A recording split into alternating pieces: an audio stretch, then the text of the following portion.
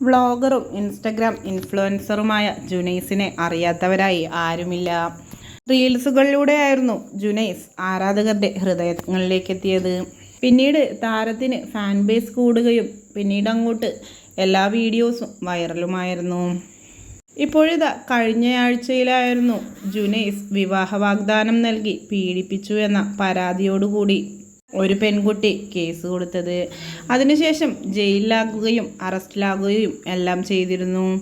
അതിനുശേഷം നിരവധി വിമർശനങ്ങളും ട്രോളുകളുമാണ് ജുനൈസിനെ. പിന്നീട് കേസും കൂട്ടവും ഒക്കെയായി അതിൻ്റെ പിന്നാലെയായിരുന്നു താരം എന്ന് വേണമെങ്കിൽ പറയാം. ഇപ്പോൾ കുറച്ചായി റീലുകളൊന്നും കാണാറില്ല എന്നതാണ് വാസ്തവം. ഇപ്പോഴിത് ആരാധകരെല്ലാം ഞെട്ടിച്ചുകൊണ്ടുള്ള ഒരു വാർത്തയാണ് സമൂഹ മാധ്യമങ്ങളിൽ ഒട്ടാകെ പരന്നിട്ടുള്ളത്. ഇൻസ്റ്റഗ്രാം ഇൻഫ്ലുവൻസറായ ജുനൈദ് വാഹനാപകടത്തിൽ മരണപ്പെട്ടു എന്ന വാർത്തയാണ് സമൂഹ മാധ്യമങ്ങളിൽ ഒട്ടാകെ പരന്നത്. ഈ ഒരു വാർത്ത മലയാളികളെ ഒന്നടങ്കം ഞെട്ടിച്ചു എന്ന് വേണമെങ്കിൽ പറയാം. വളരെയധികം അപ്രതീക്ഷിതമായി കൊണ്ടാണ് ഇങ്ങനെയൊരു വാർത്ത മലയാളി മനസ്സുകളിലേക്ക് എത്തിയത്.